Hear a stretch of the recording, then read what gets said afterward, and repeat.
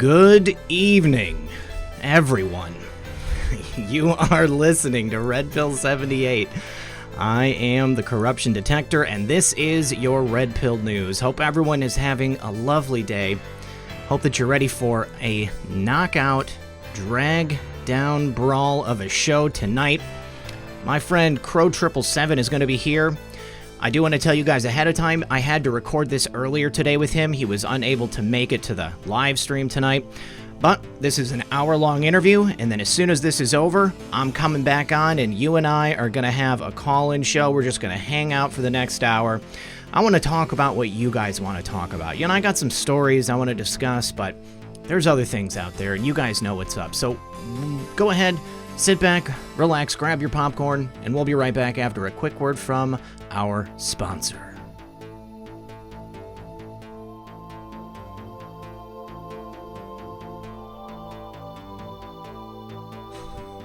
That was a mess up, guys. Sorry. Hey, guys. I spoke with My Patriot Supply the other day, and we were talking about how people prepared from like 2010 to 2016 versus how they're preparing now. And they said they noticed it seemed like a lot of people just stopped preparing when the last occupant of the White House left, as if everything that was being prepared for was just having to do with either him or HRC. But if you do think that, then you're wrong. It's so much more than that. Just imagine the deep state. Imagine what they're willing to do to get their power back. You know, destroying the Constitution, subverting due process, destroying people who are innocent and who've done nothing wrong. Just imagine what's going to happen if they come back into power. Now, I'm not saying I think that's likely. I don't think it is. But personally, I'd rather not be caught off guard. We prepare because the threats we face are bigger than any one single thing. And because of that fact, I've partnered again with My Patriot Supply, and I think that you guys should too. So right now, you can save $70 on a 2-week food kit, and you'll get guaranteed 2-day delivery. And it's at preparewithredpill78.com. Now, the offer won't last, but the good news is that My Patriot Supply will. And don't think you can't afford to not prepare, because they have a lot of different payment options and plans to fit any budget, so you don't have to wait. Get ahead of the chaos today and go to preparewithredpill78.com. That's preparewithredpill78.com. And remember, when you support My Patriot Supply, you support this channel. Good evening, everyone. Welcome to Friday Night Livestream. This is RPN, and I should have already done an introduction and let you guys know that this is pre-recorded, but I just wanted to go ahead and say it again, just in case we had some more people filing in. Coming up right now is my interview with Crrow777. Crrow777 is a podcaster, YouTuber, radio show host. He's an author, he's a filmmaker, and he is an amateur astronomer. He identified something a couple of years ago called the lunar wave. It is an unexplainable phenomenon, and I think you guys will think that it is pretty interesting too. We're going to go ahead and take a look at a clip of what that lunar wave is, and then we're going to get into the interview with Crrow777. So please, everyone, sit back, relax, grab your popcorn, and let's start the show. All right, guys, so here is some original footage from Crrow777's YouTube channel. Looks like this was filmed by another individual. There have been many different people who have filmed this phenomena since Crrow initially discovered it. But let's go ahead and take a look. All right, so you can see here, there it goes. There was a wave that just came down over the moon. And it happens multiple times, seems to happen in pairs. Every single time. There's one wave that comes down, and then there's another one. And here it's going to be in slow motion. And you can clearly see that looks like some kind of a wave, almost as if it is liquid or a very thick atmosphere. But it is an actual phenomenon. It's really happening. It's very interesting, and I have invited Crrow to the show, and what follows next is our conversation. Now, stick around. At the end of this conversation, we're going to have a call-in show, and we're going to be talking about whatever you guys want to talk about, and we'll be going until our normal time at 12 a.m. Eastern. Okay. All right, good evening, everyone. You're listening to Red Pill 78. I am the corruption detector, and this is your Red Pill News. Joining me tonight for a very special presentation is Crrow777. Crrow777 on YouTube and so many other places. How are you, my friend? I'm good, man. Nice to meet you. Pleasure to meet you as well. So we are going to be specifically talking about some points of your research today, but before we get into that, I wanted to kind of give the audience a baseline on who you are and where you've been. Well, I think most people know me from the telescope work that my wife and I did over 4 or 5 years, mostly in San Diego. That's 2013 is when I posted something I shot that's now called the Lunar Wave in 2012. The telescope that I used that I accidentally filmed the first lunar wave with, I got in the mid 90s around the time Hale-Bopp, the supposed comet, showed up in the sky. On and off, I'd been doing it years looking through a telescope. And then May of 2012, we were out just looking at a supermoon with family, and we saw these black triangles that kept going in front of the moon for hours.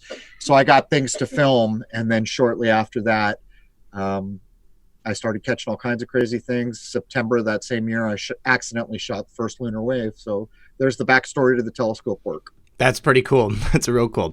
Well, with regard to those black triangles, did you get some extremely good footage of that?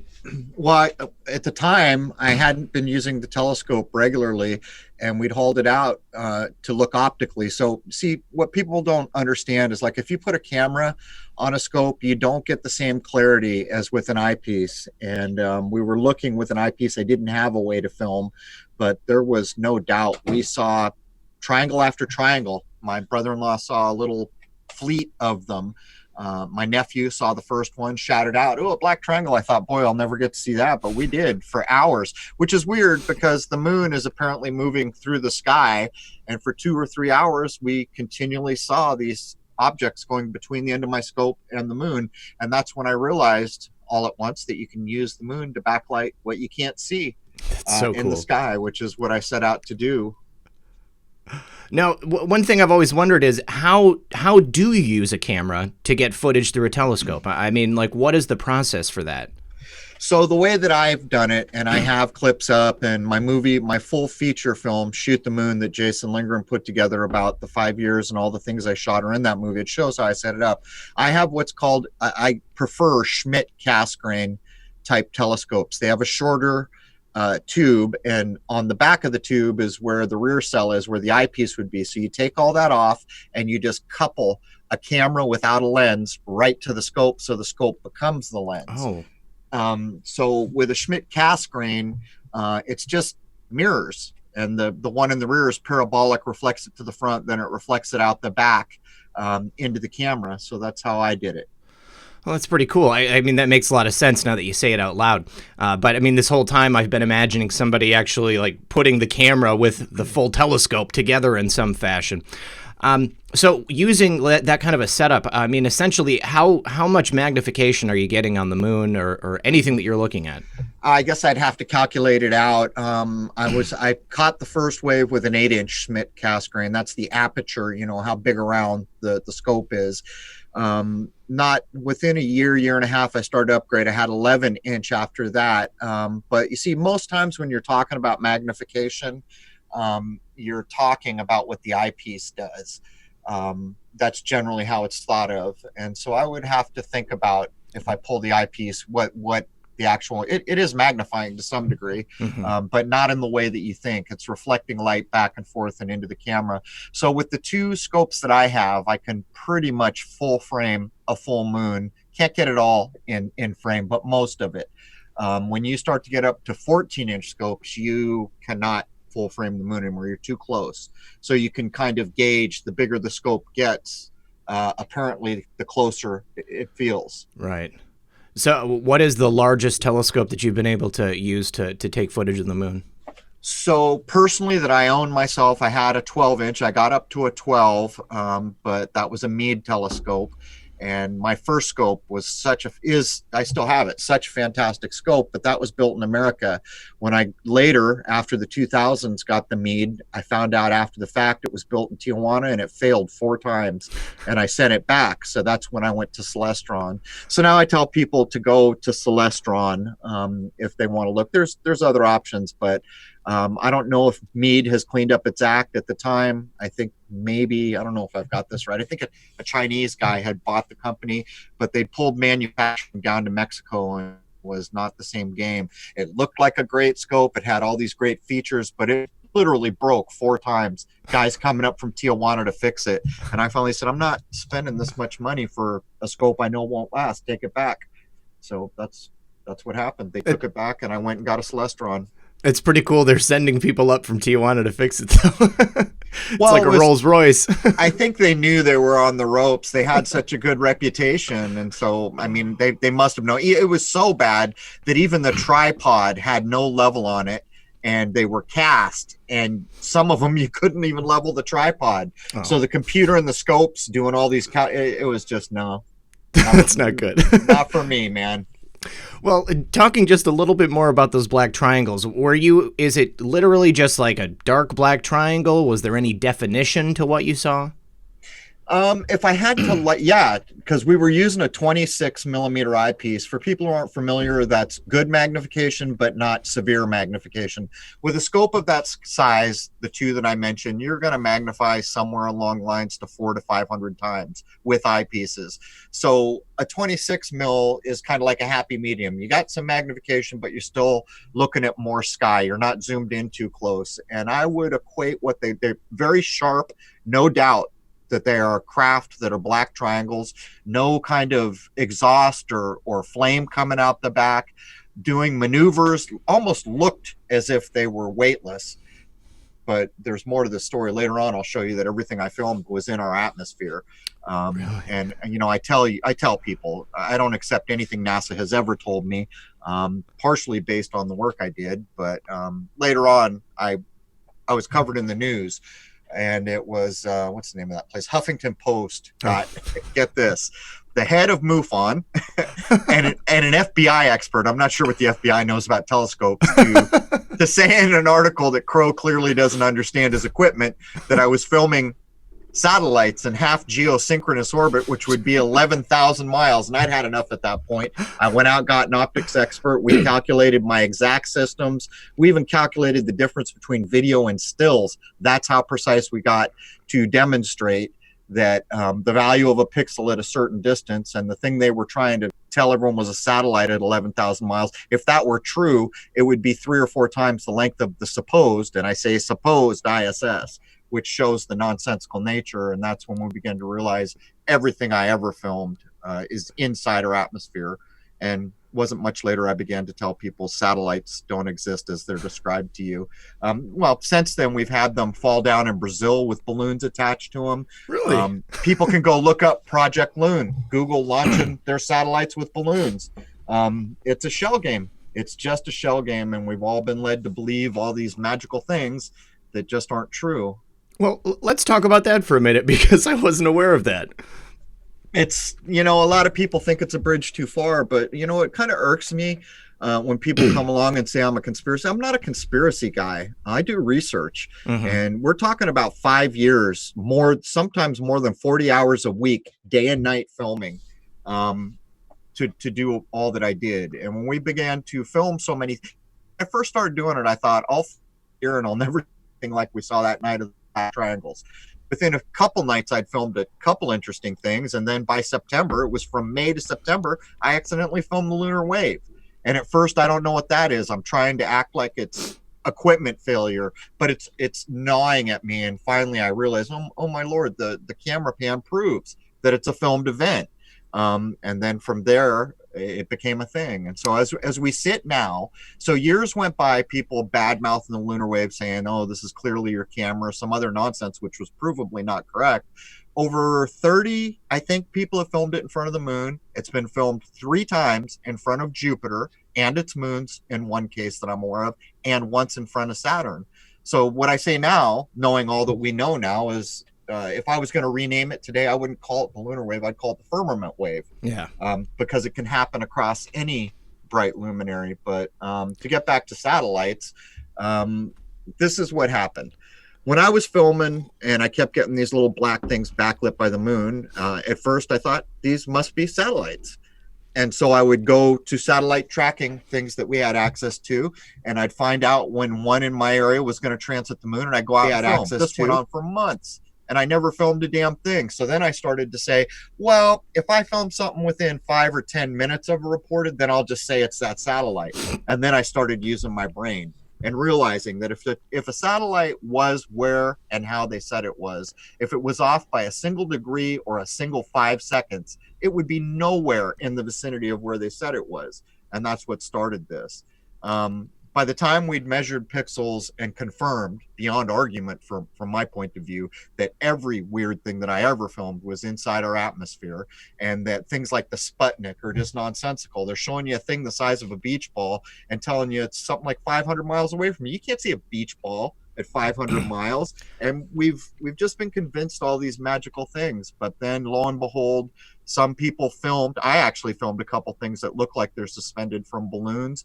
And then one fell in Brazil with the balloon still attached to it, labeled, so you knew it was a satellite. And then Project Loon. I'm telling you, go out and look at Project Loon, and you'll see them launching satellites with balloons.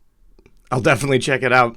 Then let's talk about the lunar wave now. So you said that you and your wife were filming with the telescope, and you saw this wave. Explain this to us. How would you describe it? This is how it happened. I have my 8-inch scope, and so I had started filming on the tail of the black triangles in May at the supermoon of 2012.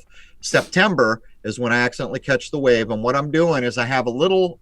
It's kind of a crappy camera now. It was a Canon T2i. I think it had like 16 megapixels, and I'm looking at the little 3-inch LCD. That's how I was doing it back then. And so I did a couple weird things that I never do. I always kept centered on the moon because I didn't want to miss something that happens in a second. And I'm using the moon as backlight. My wife takes the scope all over the sky. Used to bother me. I'm all, yeah, you're probably missing things. But she actually caught a lot of interesting things. So more power to her. So I just shut up and let her do it her way, because she did catch interesting things. So smart man. I'm sitting there and I pan below the moon. The wave actually starts and I don't notice it. I pan back up to the center of the moon and the wave catches up to the camera, which was always proof that it is provable that it is a filmed event. Now, when it first happened, I thought, oh, something's failing. I reached over to delete the clip. Had I done that, it would have been gone off the camera. But for some reason, I didn't. So I saved that clip, and it keeps gnawing at me, and I keep going back, and I'm like, what is this weird thing? It's got to, clearly I've done something wrong, or my equipment's messing up. But you see, I've been digital since the mid-90s, and digital failure does not occur in an organic way. Everyone knows. You see the tearing, the pixelation, the flat square lines, these kinds of things. Well, finally, after, I don't even know, maybe some months or weeks, I delete that clip into my recycle bin on my computer. I go to bed, and the moment my head hits the pillow, I had the epiphany. I leaped out of bed, ran out, booted up, restored it out of the recycle bin, and there it was, the camera pan. All at once, it came to me, and it kind of scared me at first, because I thought, oh my Lord, this is provably, I filmed this thing, it happened. And I'd been looking at it all wrong. I'd been so convinced that clearly I didn't know what I was doing, and something I did was wrong. And that's where it all changed over. So I held onto that clip for a year, and I filmed lots of things over that year, and I showed them to smart people, friends, people who I wanted to get their view on what they thought the lunar wave could be. And then finally, in the fall of 2013, I posted it. And then the floodgates just, I had to change my email address. I had to change my phone. You have no idea. It was like, I couldn't have imagined that just this piece of footage I filmed in my backyard was going to have such an uproar. Well, you started quite the firestorm with it. You want to tell us a little bit about that specific thing, the firestorm? I mean, what happened after you put this footage out? I mean, it really kind of threw a lot of people into an uproar. There ended up kind of being 3 groups of people that you see. Yeah. One maybe slightly smaller group saying, you see, I told you, there's aliens did that and the moon's resetting. And then there was another group of people that were saying, wow, that is interesting. And they were bright enough to understand that the camera pan proved that it was in fact a filmed event. And they said, I wonder what it is. And we went down the thing, did a plane cause it? And I said, I'd been filming long enough. And by the way, it was not all the way dark. It was about 8:30 in San Diego in the fall. It was getting dark, but not pitch black yet. But that's not really the point. When you're out there filming for hours and you see a plane, you try to film it just to film something. Sure. You can see them, you can hear them. I didn't see a plane, but to be fair, it was early on in the career. Every single wave 5 of them I filmed after that. I have binoculars, and I searched the entire sky for a cause, not planes. And the only reason I'm bringing it up is because some guy said clearly it's caused by planes. To get back to the point, actually, I forgot where were we headed before I went up on that tangent. The uproar in the different camps. So then the last camp was, you're a complete idiot. You faked this. It's clearly your camera did this, your digital telescope, which doesn't even make sense. All these things. And at first I tried to explain, and then I realized this is the Wild West of the internet. There was no point to it. So I just let it run. And I thought, well, it's out there. Someone else will film this. Well, here's where the story gets even worse. A year and a half later, I'm the second guy to film the only known lunar waves near the spring equinox. And then that was it, man. The dam exploded. You're the only guy, you faked it, all this going on. And finally, by that summer, a guy in Germany got a really kind of not very good version with a Sony Handycam. And I was like, finally, but then it wasn't that great a version. And then not long after that, other people started to catch it. Awesome. So over the years of filming these and seeing other people film them, have you noticed any kind of a pattern to it? At first, I tried to tie them to the equinoxes. It's interesting because before I ever posted it, I was harping on the importance of equinoxes and solstices. As a matter of fact, if I remember, you're going to put this live tonight, so everyone should be aware, tomorrow on the 21st of December, 2019, is the winter solstice. Now, most people don't understand why this is important, and I'm just going to tell you that it is important. Through the history of human beings in this world, the solstices and the equinoxes were the biggest deals in the year. It's the only measure for change of season. So what tomorrow means for people who have no clue is that you can view it like this. When we come by the apex of the height of the sun at the summer solstice in June, as soon as you pass that, the days begin to diminish and the nights get longer. When you get down to September, where the equinox is, we go into free fall.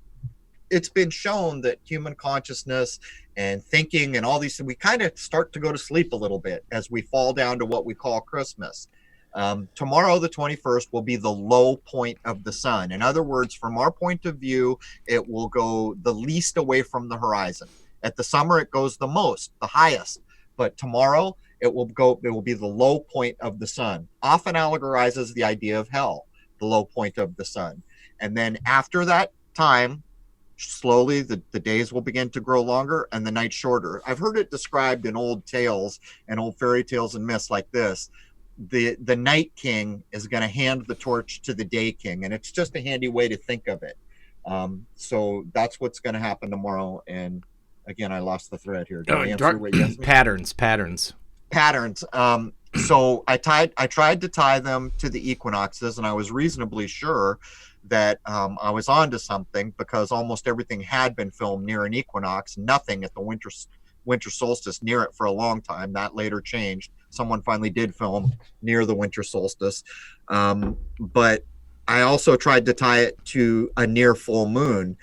Point is, at this point, looking back on everything I learned, I can't possibly tell anyone for certain when the best time to film is, but I still feel like solstices and equinoxes are important, and full and new moons are important. The only issue with a new moon is you can't see it. Okay. So, have you come to any conclusions? Have you learned anything, or is it just simply a mystery that we have yet to solve? So I don't want to go a bridge too far for your audience, because I'm more about easing into new ideas than I am about slapping someone across the face with it, because it starts fights online. That doesn't help anyone. It's like if you say flat or you say globe, you're going to lose half the audience either way, and it's a shame. Yeah, it's just a shame. So I don't go down those roads. I'm more interested in communicating with as many people as I can. So what I can say for certain about the lunar wave is that it's real, it's a filmed event, and it can happen across anywhere in the sky where there's a luminary to backlight it. It's always in pairs. That's what I can say for certain. But you see, along this long adventure of 5 years of nonstop filming day and night, I came to understand that the space agencies have not been telling the truth. You can ask a lot of people don't accept that the moon landings have happened. And once you understand a lie of this magnitude, you've got to start to examine other things you were told. And maybe that's as far as I'll go. If people want to know more, they can, but I don't think it's helpful to get people fighting about things that they don't even know themselves. It's just, I believe this, so I'm going to defend my belief system. Well, what was interesting about what you just said is that this can happen against any luminary. So you're talking about other planets, other celestial bodies? Yes, I feel that there's a hard, fast barrier between our atmosphere and what we call space. I feel that space has been misdescribed, and I think the lunar wave is partially evidence for that. I have stated that it is possible that some of the oldest religious type scriptures, not just Christianity and other sources that are old, have this idea of water being divided from water. What is the lunar wave? Why does it look like water? I have stated maybe space would be better described as water, but these are very difficult things to prove. But I can tell you certainly, all the space agencies in our world are like in this club, and what they do is they tell non-truths for a living. It's what they do. And so at this point, I view them as their sole existence is to ensure you have no accurate idea about what's above your head, basically. Never a straight answer. There it is. You don't pick up a moniker like that unless you've earned it, I would point out. Right. Well, not a space agency. How about that? That's even a little closer. And that, by the way, that is how a guy in the CIA that's on YouTube that you can look up refers to NASA. He calls them not a space. He says here in the CIA we refer to them as not a space agency. So whatever you want to do with that, table salt. I'll look him up. Now, how many other people did you say that you know of that have filmed this type of an event? I was counting until we started to get close to 20. I've lost track now. I'm reasonably sure it's more than 30 people in front of the moon. A friend of mine, one of the earliest guys on my podcast, which is at Crrow777radio.com, he runs a channel called Take Back Space. He's very skilled with a scope. He's filmed it in front of Jupiter and Saturn. And if I'm not mistaken, I hope I get this right, you can typically see with a decent telescope 4 of the so-called moons around Jupiter. You can see the wave going across the so-called planet and the so-called moons. And he's a skilled telescope user. Telescopist.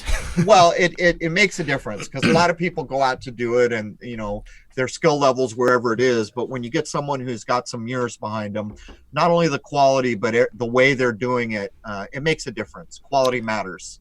Well, I mean, I would imagine you've got to be very stationary. It's got to be very high quality if it's a celestial body that's that far away. Now, but when the wave goes across whatever it is, obviously the moon is supposed to be much closer to us than Jupiter or Saturn. It is the size of the wave the same in front of celestial bodies that are further away than it is in front of the moon, or is it smaller because it's farther away? Well, that's the whole thing, and I take issue with the distances NASA has given us on things, but I'm not going to get into that here because I don't want to hear a bunch of heads explode. No problem. But on the Saturn wave, you got to realize Saturn or Jupiter unmagnified is like a big star to your eye. So you would imagine that the wave would go much more quickly by that, wouldn't you? Yeah. That's not really the case. When you look at the footage, you have a good, decent look at it. It always comes in pairs. But here's another thing. In the 2012 capture, which is the first capture, and maybe the highest quality capture that we've ever had, it displaces as the wave goes by. It looks like, when you're in a restaurant and you put a straw in a drinking glass and the refraction of the water makes the straw look broken. That's what's going on. As the wave goes by, it displaces every little thing that you can see on the moon. But that happens twice. In other words, the entirety of the image of the moon is displaced twice. And so what's weird about that is when you're looking through a scope and it's magnified, if you don't track, you can actually watch a star or a planet or the moon move. It'll move out of your field of view very quickly. With good scopes like we use, you're tracking, so it's tracking along with it. But when the entire image of the moon is displaced twice, it's not quite where it was when you started. It's a heck of a thing. And it's baffling at this point, but that, there's a lot of people looking. And here's another thing.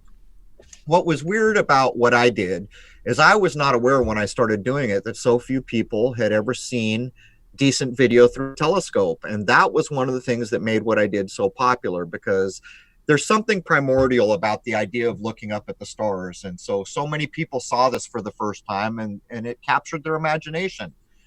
It captured their interest. Maybe that's a better way to say it, because I don't want to capture imaginations. I'm more interested in true things. But then lots of other people over all these years started doing what I did. So if nothing else, the upside of what I started is there's a heck of a lot of people out there filming through telescopes now, and it's still growing. Most definitely. So have you connected with many of these other people that have also shot this similar lunar footage? At first, as we started to push up above 10, I was counting each one, running a clip every time a new one that I got permission. Well, most people were acting like I was the Lunar Wave Authority. So if they caught it, they sent me the footage. And then I began to realize I'm not the Lunar Wave, authority of the world. And if this is ever going to matter, more people than just myself. So I started to distance myself from being the central point after about, between 15 and 20 captures. Mm-hmm. And I tried to pull away so that I wasn't the epicenter, so that if there was true value there, it wouldn't be, I wouldn't be perceived as the guy who either verifies that it's real or it's not. First of all, I wasn't qualified, because the problem with that is I'm not there. I wasn't there when you filmed that. Right. I can say, yeah, it looks legit, 2 waves and well-defined and all these things. But the point is, I know the difference, because everything on my channel that I ran, I know what happened. I saw it. I was there. So I pulled away. So I quit making contact not too early on. I mean, it was a year and a half before I caught the second one. So within 2 years, and other people, I'd say by the time the third year was around, I had pulled back and tried to be kind of more private and just not be the epicenter of attention. Now, I have to admit, I've never seen your film Shoot the Moon, but in that film, do you put together different versions of this lunar wave that have been shot by multiple people over the course of these years? Here's what we did. The one person that I hooked up with early on, people might recognize the name, is Randy from Houston. He shot a lunar wave, and he was zoomed in too close on the moon, but nonetheless, he shot one, and he sent it to me, and I made contact with him, and we actually used to sit out at night filming together with a phone, saying, learning, what are you seeing? What I'm seeing. In the film Shoot the Moon, which, by the way, is available for everybody on Vimeo on demand. By the way, if you're a recurring member of Crrow777radio.com, you get free access to the movie and everything else. But Vimeo on demand, you can rent it. It'll eventually be on DVD, but it's in film festival. So I think there's 7 lunar waves, and almost every interesting object. And let me tell you something, there are some mind-blowing things I filmed all that time. There's an orb that goes down into a chemtrail. I'm not even kidding. And it shoots like 2 plasma bursts or something. I don't even know how to describe it. That's in the film. There's this weird vortex thing that was near the moon that my wife filmed with a full spectrum camera, but we had 2 cameras and the visual spectrum couldn't see it. That's a weird thing. Wow. Endless objects, you just have to see. It's 2 hours packed. And not only that, there's actually a double sun thing at the end, and I won't get too far into that because I don't want to blow minds. But I have a hydrogen alpha solar telescope that I use to film this weird thing that's maybe covered in old alchemical texts. One of my guests, who is trained in homeopathic medicine all over the world, told me what you filmed has been known in circles that are not accepted mainstream forever. So that's in there. It's packed. It's packed. Wow. And available to everybody now. And by the way, we put it out. Jason Lingren, my co-host on Crrow777radio.com, wanted to be a filmmaker. So I let him put it together. We submitted, there's tools online that let you submit to all kinds of film fests. We submitted to 25, and we kept getting turned down. And I started thinking the world's still too sensory and closed-minded. And lo and behold, people started picking us up. Jason's won 4 laurels now. Chicago, Rhode Island, I forget them all, but big film festivals run this and gave him awards. So wow. There is a mindset shift where people are more willing to think about things that are not mainstream NASA nonsense. That's very cool. Well, I'm looking forward to seeing it myself. I'll send you some keys when we get done. Email me, and I'll send you a key so you can do it free if you want. Review it on the air. I will totally do that. Yeah, that'd be cool too. Most definitely. Well, with I didn't realize you would shot all those things. What is probably the strangest thing you think you've shot? There's a few. I mentioned two. Back when I first started filming chemtrails, no one understood that they were real. And even when I presented the evidence, they were falling for the contrail nonsense. Mm-hmm. Even though engineers had pointed out modern high bypass jet engines are almost incapable of contrails. But as time went on, China admitted they had a weather modification place that caused a major blizzard in 2008 near the Olympics. And then now here it's admitted, flat out admitted. There's no argument for all those people who want to make an argument. It has been admitted that they are modifying weather. So I was filming these things, and back in the day, there used to be these little, they look like balls of light or lit plasma. We called them orbs. Don't know what they are. I assume they are human technology. But there was a chemtrail, my wife with her eyes, which was unusual. Normally we would film, then we'd find the orbs in the film. We could see these orbs, lots of them, with our eyes. And she kept telling me, get the telescope out. I wish I had, but I was afraid that I would miss everything. So I just stood there with a camera and filmed. So the chemtrail is being blown to the south in San Diego. The orb falls down into the chemtrail, goes against the wind, and then at one point, two little blasts of, I don't even know how to describe it, like plasma or something that looks like plasma, are shot out of this little orb into the chemtrail. That's one vexing thing that I don't even know how to explain. And the other thing is the vortex. My wife relieved me so I could go get a cup of coffee, take a leak, whatnot. And when I got back, she said, I saw a little blink, so I just saved the clip. I wasn't sure.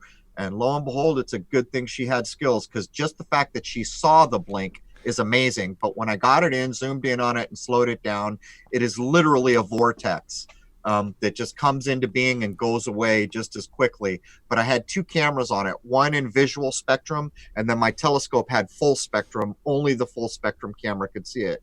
And then there's a litany of weird objects that most people would call UFOs. From my point of view, it's all human tech. Sure, Space Force. Yep. Whatever. Well, they're not, in my view, they're not going to space. Whatever you want to call it. not a space agency, according to the Central Intelligence Agency. Well, I'm really interested in the invisible light spectrum telescope, or whatever it was that you were using there. I'm not quite sure how to say it. Now, because there is something like that at the Vatican, isn't there? The Lucifer telescope. Yeah, of course, the Lucifer. Is that similar to that? I don't know what they're using. The Vatican's another good place there. If you want to hear true things, don't go there. But you know, what business do they have with a telescope on the heavens when they're against science, supposedly, which they're not. The Jesuit order is all about science, always has been. And then they name it Lucifer for the shock value. I don't know why. Lucifer, I think it's the light bringer idea. And since telescopes are collecting light, who knows what the method to their madness. But what I did is I had a 26 megapixel Canon converted. And so what that basically means is there's a narrow spectrum in visual that we see with our eyes. And on one side is ultraviolet, on the other side is infrared. So I had the sensor, there's a little thing that blocks those over the sensor. I had that removed and replaced, so I get slightly into UV and slightly into IR. So you're getting UV, visual, and IR all together. It looks pink. Whenever you go to shoot the moon or to my old videos on my YouTube channel, if it looks pink, it's being shot with full spectrum. And so basically what it is a full spectrum camera using the telescope as its lens. Okay. There's something I want to ask you, and this is something that I've heard about for the last couple of years. There's a guy named Ruggero Santilli, and he apparently developed a unique type of telescope that allows you to see in invisible light spectrums. Have you heard of this guy? I haven't, but there was another guy who was doing it, and I'm not going to name him because I don't down people, but I'm reasonably sure he was full of prunes. But see, part of the problem is if you're using mirrors and things, I learned after the fact, in certain invisible light spectrums, you can't have mirrors and coatings like that, or even a lens, or it doesn't work up to the level it should. So I forget, I think it's UV. You would have to have a lensless, mirrorless scope to pick up certain invisible light rays. But I'm not familiar with the guy you're mentioning. All right. Well, apparently it is a standard commercial telescope refitted with concave lenses to view antimatter galaxies and images that he interpreted as invisible beings. He actually got them on camera, and there is footage of these things that are basically, he claims that they are invisible entities that are living in our atmosphere and that will, congregate over important places such as government buildings and stuff like that. But he's got footage of it. It's been shown on the internet, so I don't know that it's real, but I figured that someone with the experience with telescopes like you might know something about it. Well, I can't. I don't want to say anything because I haven't witnessed it, but I'll use some rules of thumb that keep me grounded in common sense. If one person can do it, more than one person can do it. Have more than one person done it? It's a bit like the lunar wave. Well, you're the only guy that did this, so you're clearly lying. Unfortunately, it took a year and a half, and then I was that guy again. Right. The point is over time, other people did it. And the other thing is, does it pass the sniff test? Is this common sense? Does common sense allow ideas like this to get off the ground? But I'll have to go look at it. Maybe you can send me a link after we get done. I will happily do so. So what are you working on right now? Are you actively like filming the moon, filming the heavens on a daily basis? Here's what happened. I got to a point where I'd been injured in a way that I won't really describe, but I needed a surgery, and I really didn't want to go get the surgery. So for 2 years, I was in pain kind of. And so I've recovered from those. I'm hoping in the spring I can easily lift my scope again. I wasn't even sure what was wrong at first, but it's all been done. And so I hope to pick up filming on a level, and I may do other things that'll assist me so I don't have to lift up my scope all the time. My wife only weighs 100 pounds, and my 11-inch scope is not light. It's like 75 pounds, which isn't that much weight. Yeah. But the problem is you can't grab the tube. There's just these little handles. If you grab the tube, you can mess up the tracking gears and things like that. So historically, I would take most of the weight, and she would just balance it as we got it out. But I'm working on, so I don't have to lift it all the time. We'll see. But yeah, I intend to film. All right, good stuff. Oh yeah, man. You also asked me what I'm up.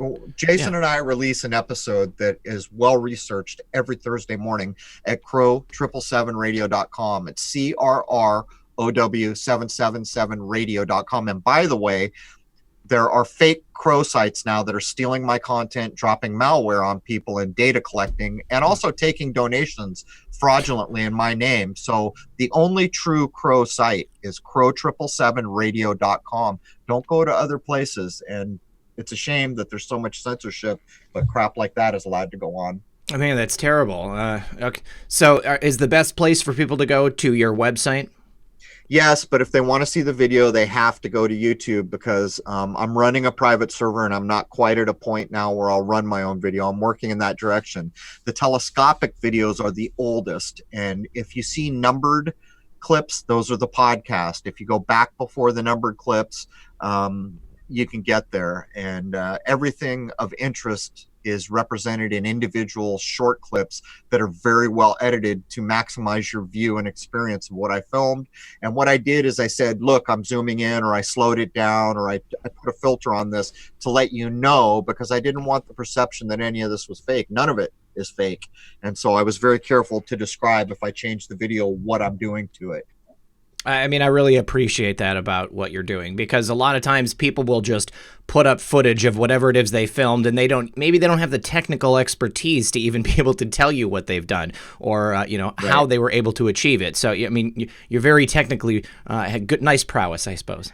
Well, check the trailer on my YouTube channel. I take a vow that I will never tell lies or show fake video. I've put the vow, my promise, to everybody, and I've never broken that. I never will break that, because I got so kind of incensed by all the accusations of this is fake because people had never seen anything like it. Well, it wasn't fake. It took me a while to realize the truth doesn't need any defense, so I just kind of backed out of the public eye and let what I was doing stand on its own. You know what really struck me about the whole situation is that, I mean, you were able to capture this phenomenon. You're able to duplicate it. Other people are able to duplicate it. So it seems to me there is scientific value in researching it and determining what it is that we're seeing. I mean, clearly there is a phenomenon that you have identified. So why would people want to not learn about it? Well, that's the thing. And it, with the kind of way everyone's been psychologically trained to be online, which is unfortunate, they tend to believe whatever the last guy told them is true, or believe what they want to believe to be true. And so, one guy said, I filmed this and I saw the airplane. And what was ironic about that is he said, I filmed the lunar wave and then I saw an airplane go by. Well, it doesn't work that way. If an airplane caused it, you'd have to see the airplane go by, then film the lunar wave. Yes. But we had so many people, all of which said there was nothing to cause it in the sky. You can hear and see airplanes. And that's the kind of thing that happens. If you go look with your own two eyes and you make your own assumptions, you'll understand that it's exactly what you said. There's a thing, by the way, at one point I got so fed up, I said to all my followers, I probably had 20 or 30,000 followers at the time, I said, you all have local observatories. Take this clip and send it to them and ask them to respond. One place in the entire world responded, in Norway or somewhere, with this kind of terse knee-jerk response. It's clearly atmospheric. That's all they said. And so I responded by saying, look, I've got no budget. I'm in my backyard. How can I be the first person in the world? How come every observatory isn't aware of this? Right. They film 24/7, we're told, some of them. And that's when I began to realize that this is just part of the NASA hiding the nature of reality. And I'll remind you again, you told me the moniker that they've earned, never a straight answer. They did that on their own. They earned that moniker. But when you got places like the CIA referring to them as not a space agency, people need to open their eyes. You have never in your entire life had a true description of space or planets. You've never seen a true image, a real snapshot picture of anything from so-called outer space, to include the world, by the way. And I'll tell you this while I'm at it. In 2007, a new iPhone came out. On the desktop of that iPhone was one of the famous blue marble shots. You know what we know about that shot now? It's not a snapshot of anything. We know the name of the artist who made it, and we have a statement from him. The statement is, NASA gave me data and I designed this image to be what I think the world should look like. And by the way, it had to be designed. In other words, apparently a camera can't take a picture of anything. But this isn't just true of that one shot. Even the ones in your high school textbook, same thing. We proved there were cloned clouds, duplicate clouds all over those images, all kinds of things. You have never seen a snapshot of this world from space, and that is provable. Simmons is the name of the guy, if you want to look him up, by the way, and his statement. So what they did is they took a artist's rendering of a supposed shot of Earth from space, put it on thousands of iPhones to program all these people to believe that it was a real snapshot, and it is not. That's a tough one, you know? That is a tough one. It's a real tough one. It's a bridge too far for people, but it comes down to this. Do you want to know true things, or do you just want to believe in stuff? And that's your choice. Exactly. If you choose to disregard what I just said, you know what? You're a free human being, more power to you. If you choose to say, well, wait a minute, I want to know something more power to you too. But people are free. They can make up their own minds and make their own decisions. Absolutely. That's one concept that I try to impress upon my viewers on a daily basis. Because, you know, like you said at the beginning, you know, you say something, people, you lose some people. You say another thing, you lose other people. But when it comes down to it, I mean, I am curious. You know, I mean, I'm interested in learning new things. I want to take this to its logical conclusion. You know, I mean, I want to know the truth. And if I don't ask questions, if I don't do my research, then I'm never going to get there. And I certainly don't want people watching this show to just want to be spoon-fed, whatever it is that I believe. Right. I want them to go out and ask questions and continue to do research and then come back to me and say, you know, hey, RP, this is what I learned. You know, I mean, let's talk about it. Well, here's the thing, man. A lot of people say what you just said, But the truth is the first time their mind is blown, they're not so sure anymore, and they want to go back to the safety of their old belief system. If you go down this road to know true things, you're going to have to face some uncomfortable truths. But you see, here's the thing. You got to realize that nothing has changed. Truth is truth. Mm-hmm. Human beings do not invent truth. Nature does. Human beings just recognize what nature makes. That's a fact. That's what all the old myths in the world, that's why they're all still around, because they learned a truth from nature. They made it into a story. It's kind of archetypal in all our minds, and it never goes away because it's a proven truth that's been turned into a story. Mm-hmm. Human beings didn't invent that. Nature provides that. So when you go down this road, you're going to get to points where, oh my Lord, this thing I've been believing in my whole life isn't true. And it's uncomfortable, but you see, nothing's changed in the world. What was true when you were 5 is still true now. You just weren't aware of it. And so if you're prepared to go down this road and you're prepared to challenge things and you truly want to get to something that's nearer the truth, then you need to be prepared for what you'll find along the way. Because I'm here to tell you, your mind will get blown more than once. Yeah. I mean, the first time I saw the footage of the lunar wave, I mean, like, I think my jaw dropped to the floor. I was like, what am I looking at? Like, what is going on? This doesn't make any sense. I mean, especially considering everything that we've been taught. I mean, what did you think the first time that you saw it? Well, I explained to you that I kept trying to make it a problem that I was doing. So when I finally realized that night that I trashed it and went and restored it, it scared the crap out of me because I was suddenly in that place where there's no life preserver. Oh my God, this is real. What's going on here?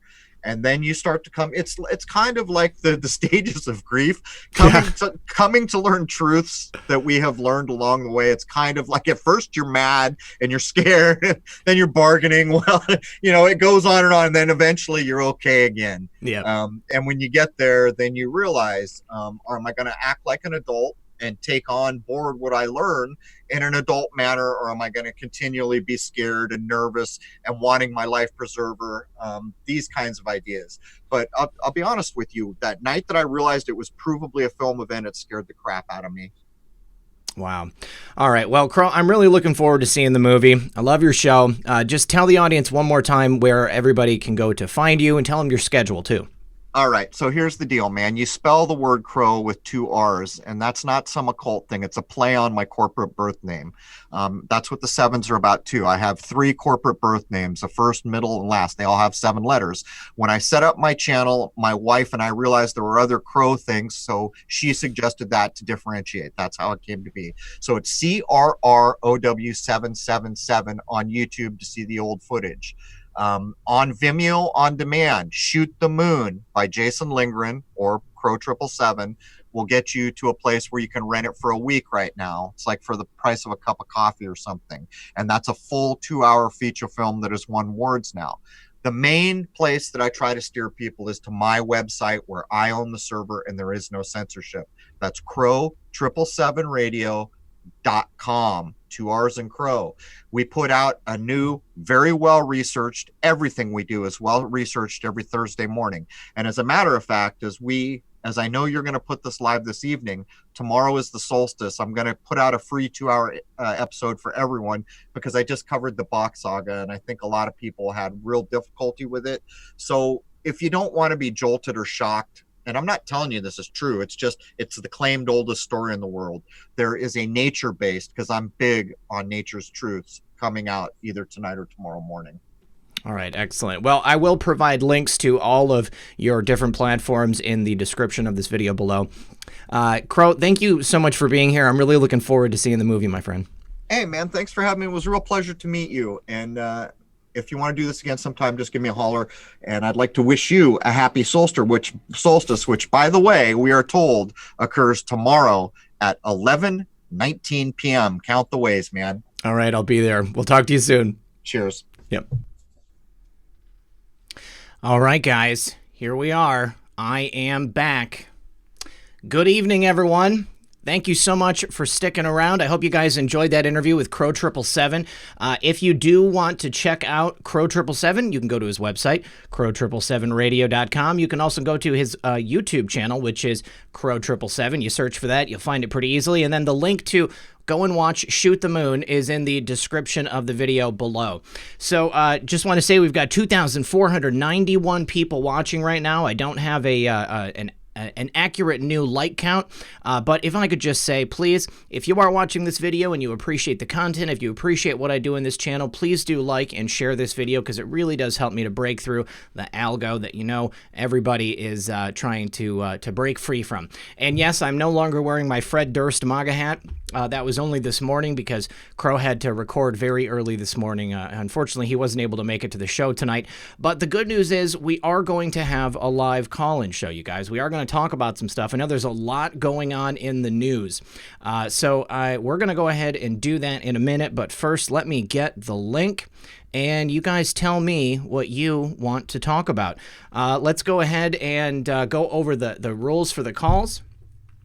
You have to have the Zoom app, and you click on the link for the link that I'm about to throw in the description. It'll also put it, in the chat box, and I'll also put it in the description. You guys, we need to make sure that everybody has an opportunity to ask a question or tell their point of view or a point. So we're trying to limit the calls to 2 minutes apiece, and I do appreciate everybody respecting that so that we can get as many people on here as possible. So there is the link to the Zoom right there.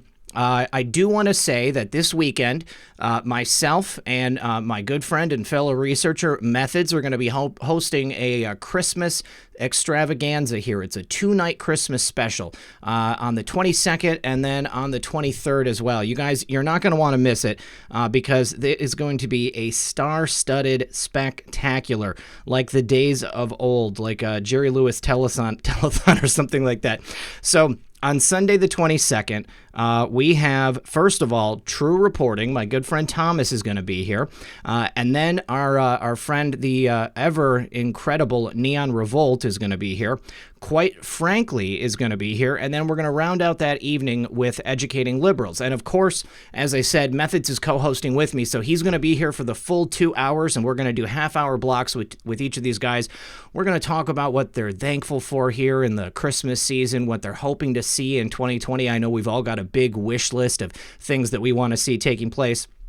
But, it's an opportunity for us all to spend a couple hours together, give thanks for everything that we've been given since 2016 and well before. And we've got our first caller. What's up there, PQ Media? How are you, buddy? Can you hear me, PQ Media? Got to get your microphone working. And then on the 23rd, you guys, we're going to have Space Shot 76, White Hat, my good friend White Hat, my own personal source, and Brendan Dilley. Brendan Dilley, first time he's going to be on the program. It's going to be a lot of fun, so please do make sure that you're there. It's going to be 8 p.m. on Sunday, and then after that, remember to go over and watch God's Guys show, and then it's going to be 9 p.m. on the 23rd. Now, you guys, before I get into the calls here, I do want to give a very special shout-out to my good buddies Adam and Dex at Marfugal News and Marfugal TV. I've been watching their shows for a long time. They do great work, but I only just hooked up with them in this past week. They are the coolest guys, and I really appreciate them. It's it's difficult to meet people in this line of work. You don't go to work every day with the same people. And hold on, I gotta make sure everybody's muted so we don't have the feedback. I don't get to go to work and meet people. I don't get to hang out with people at work. I mean, I'm basically here by myself all day. So to have other creative people who have similar goals in life, who have similar views, who like to research and who like to learn about things, it's a real blessing. So Adam and Dex, I just want to give them a very, very special shout out. And I know that they're trying to reach 100,000 subs on their second channel. That's incredible. Between their two channels, they've got almost 150,000 subs. Or maybe over 150,000 subs. Oh, no, I'm sorry, 250, pardon me. But definitely, if you're not subscribed to them, go check them out because they do live streams like every day, and they make a lot of videos, and it's super quality. Adam has probably the nicest camera of anybody I've ever seen on YouTube. The quality is pristine. I need to do a couple of quick thank yous before we get into the calls here. Michael Kenny. Michael had asked if there was the wave had ever been captured on two separate cameras at the same time, and is the wave in the same place and same speed. That's a great question.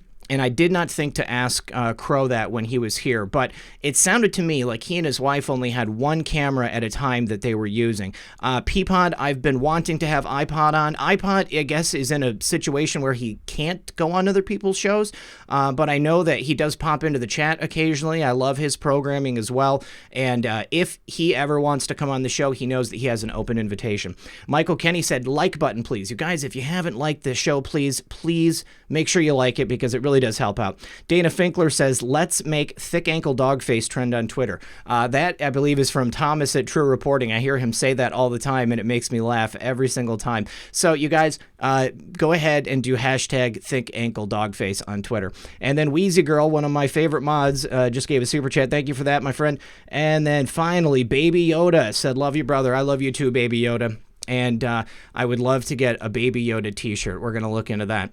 All right, so we're going to go to our first caller here. It's going to be PQ Media. PQ Media, what's up, brother? Am I still muted? No, I just unmuted you. You had a person on, I don't know how long ago you had, but I believe it was the Rife, Tiffany McHenry? Who's that? Tiffany McHenry? Oh, yeah, Tiffany Fitzhenry. She mentioned that she was creating a channel with, or something that she's trying to do with people who have content, making videos, things like that. Yeah, it's a project that I believe she's working on right now, yeah. I really want to get in touch with her, because I have quite a few ideas that I would love to pass on to her. Right on. Way that I can get you my information to get to her, or vice, but whatever works. Yeah, sure. Yeah. Send me an email at redpill78@protonmail.com and send me over everything, and then I'll put you guys in touch. All right. That's pretty much all I have to ask you. All right. 78protonmail.com. Yeah, redpill78protonmail.com. All right, PQ. Thanks, bud. Thank you. All right, we'll see ya. All right, and coming up next, we've got Brian. Brian, go ahead and unmute, buddy. Oh, you're still muted. I'll unmute you. There we go. You're unmuted now, sir. There we go.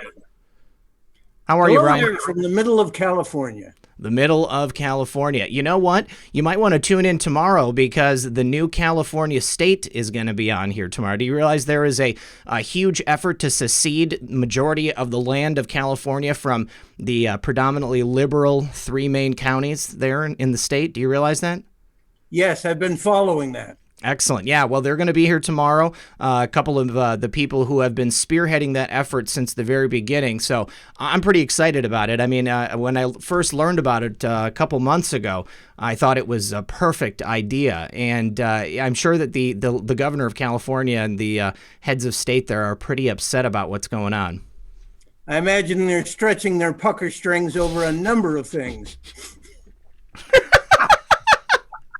Oh, Brian. Well, I need to say thank you to Jeffrey Gubala. Thank you, Jeffrey. Brian, what was your question or comment? Well, I have an interesting perspective. I'm 71 years old, born 1 year later than HRC. Okay. October 26, 1948 for me, and 47 for her. Excellent, excellent. Well, I'm glad you're still here with us. Me too. I did see little John out there saluting as his father rolled down the street. Oh, no, that's horrible. Yeah. Well, what was even worse is I watched the murder of a Patsy Marine live on TV. Oh, wow. How old were you when that happened? 12. 12. Good Lord. That must have been traumatic, I would imagine. It was traumatic and puzzling. Yeah, yeah. And then I ended up, I could either choose to be cannon fodder or use my brains and join the Air Force. And you joined the Air Force? Did, and I survived. Good. But I watched 60,000 of my generation sacrifice to Moloch. Right over there in Bohemian Grove. Yep. It's good for business. We got to do it. Yep. It's something that I'm anxiously awaiting the end of. I'm looking forward to it. It's already begun. I believe we have a president who is actively ending wars of empire and bankster wars. I absolutely agree. Absolutely agree. That's one of my favorite things about President Trump is that he's not interested in the sacrifice of our young men and women. He's not interested in these endless wars that cause, global strife and, untold costs, not only, from the pocket, but, upon the psyche of the countries that we go into. Suffering and distortion. Yeah. Loss of the value of human life. Yeah. And human soul. Yep. Yeah, that's what I really love about President Trump. I'm glad that it's coming to an end. That, and by God, I've joined him in Space Force. There you go. I would join the Space Force in a heartbeat. I kind of have. Yeah? How's that? Do you know about WeGo? I don't know. No, what is WeGo? Okay, it would be where we go one, we go all. Well, is it a website? .com. Okay. And it's a communication. It's better than Facebook. Okay. It's chain block. It's perfectly private and unhackable. Well, we can't say unhackable because as of yet. Look at 8kun. Yes. Yeah. It's a battle. Every day. Okay, so what's important? Yes. I believe that the Q phenomenon is quite real and is a back channel from our president and naval intelligence. By the way, do you know what office was penetrated first at the Pentagon? No. The Office of Naval Intelligence. Ah, okay. You know where it blew up?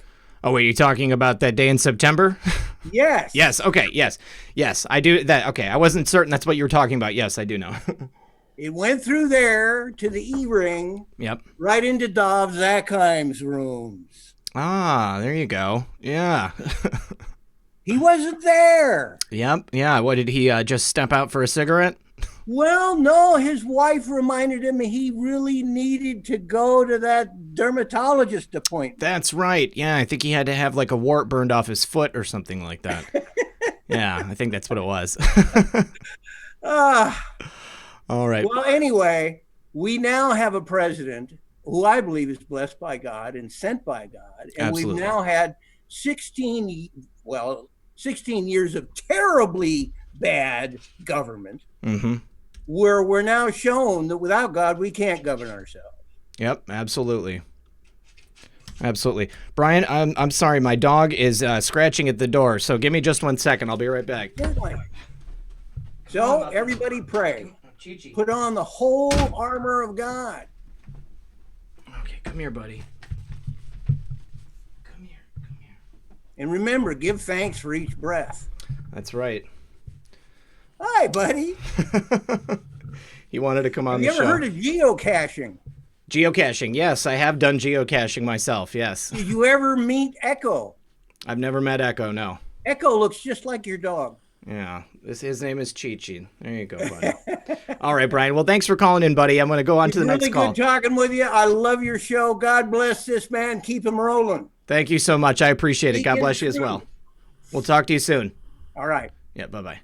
All right, coming up next, we've got Deborah. Deborah, are you there? Hey. Hey, Deborah. How are you? Good. How are you doing? Good. Welcome to the show. Cool. So I know you enjoy the U.S. military tweets. Yep. And so there's one from yesterday from the U.S. Marines, and it's Corporal Devaney who's training a dog named Don, like Donald, to go through an obedience course, and the dog looks a lot like Conan, and it's on top of a pyramid. Hold on, let's see if I can find it. Yeah, it's like the third one down. They haven't been posting a lot lately. Okay. They keep, Twitter has they make it so that when you search for something and then you go to click on the one that you want, it takes you somewhere else. Yeah, it takes you like how clearly do they not want us to go? Okay, and every time I do USMC at USMC, it changes it to SSMC. There we go. U.S. Marine Corps. Wow. Got it. Yeah, there it is. Yeah. Corporal Zachary Devaney, a military working dog handler for the Provost Marshal's Office, Security and Emergency Services Battalion, directs military working dog Don through the obedience course. Yeah, he is clearly, I mean, he's sitting at the eye of the pyramid. Yeah. So I thought that was cool because he's also from the Marshal's Office, part of the emergency service, like the emergency service broadcasting. Yes. That's what I put together, and being Don on top of the pyramid, taking over the Illuminati. That's how exactly what I thought too. Yeah. So I thought that was cool. I thought you might enjoy that. That's awesome. Yeah. Hold on. Let me, I'm going to show it here on the screen. I just got to move over here. Okay, you guys, take a look. There it is right there. There's Don. Don the dog on top of the pyramid. Yep. Unseating the Illuminati. I don't know that it's on the screen. I don't see it on my YouTube feed. There's a slight delay. It'll show up in a moment. You're in the future right now. Oh, cool. I'm like an Australian. Yep, there it is. Right. I see it. Yep. There you go, guys. There it is. Now it's there. All right. Okay. Deborah. Well, cool. I see you got somebody else, so I will let you go. And I love your show. Oh, I appreciate it, Deborah. Thanks for calling, and Merry Christmas. Merry Christmas. I'll talk to you soon. Bye-bye. All right. Up next is none other than Where We Bark One, We Bark All. Dana Finkler. What's up, Dana? How are you, buddy? I'm doing good. Can you hear me? I can hear you, bud. Yeah, I had to mute you because there was getting feedback through. Yeah, not a problem, man. Hey, just keep up the good work. You, Methods, Bree, Space Shot, everybody. And I just want to get Thick Ankle Dog Face trending on Twitter. That's good. Hashtag Thick Ankle Dog Face. We can do it. We can do it. I'll put a tweet out tonight. All right, and to send Muffin my love, it'll be good. I will, brother. I will. And Chi-Chi. All right, Dana. Anything else going on, man? You want to see anything in the news that you wanted to talk about? No, Dana's already gone. All right. All right, you guys. Oh, you're there. You're there. Good. Yeah. I said anything. Sorry, I'm getting used to the app. I heard you. Okay. I was actually pretty curious about your meeting with Bob Lazar. I thought that was pretty cool. How did that happen? Oh, yeah, I'll be happy to tell that story. So I was traveling home it was in the summer or something like that. So I was like going to see my mom, and Bob Lazar has, well, I don't know that yes, he still has, but he doesn't have like public access, but he owns a store, and I got the address. I went to the store, and it's a scientific store. So you can get all kinds of supplies. And so I went in there and I talked to them about science and different experiments that he was doing for like 2 hours. We didn't talk about anything like extraterrestrial or anything like that, because at that time he had been like fully removed from all that stuff. Wasn't interested in talking about it, but he could talk about, a lot of other things, and he's a fascinating guy. He's done a lot of really cool things in his time. I think probably by the end he knew that I knew who he was, but I didn't like come in there and be like, oh, it's Bob Lazar. Super stoked, but I definitely probably looked super stoked when I was talking to him. So yeah, it was kind of a chance encounter. I just knew that he owned this store, and I was like, you know what, I'm just gonna go in there because I needed a couple things. That time I was doing some experiments. I was building some solar panels. So I needed to pick up a couple things for that, some wire and some solder and stuff, and yeah, just kind of a chance encounter. But I am gonna go ahead and reach out to him now that he's done that documentary and might be willing to do another interview, and I would just love to have him on the show. I think after his Joe Rogan interview, I think maybe he settled down a little bit more and probably be more willing to talk about it. All right, sweet. I didn't see him when he was on Joe Rogan. How did that go? It's pretty cool. Actually, he didn't give around much, but you could just tell that like everything's compartmentalized. They only give you so much information from each person, so you don't know what the other person knows. It's pretty interesting. Yeah, that sounds like stuff that I've heard him say before. I'll look into it. I'll see if I can. I mean, I've got his email. I'll reach out to him directly. Hopefully I can get him on here.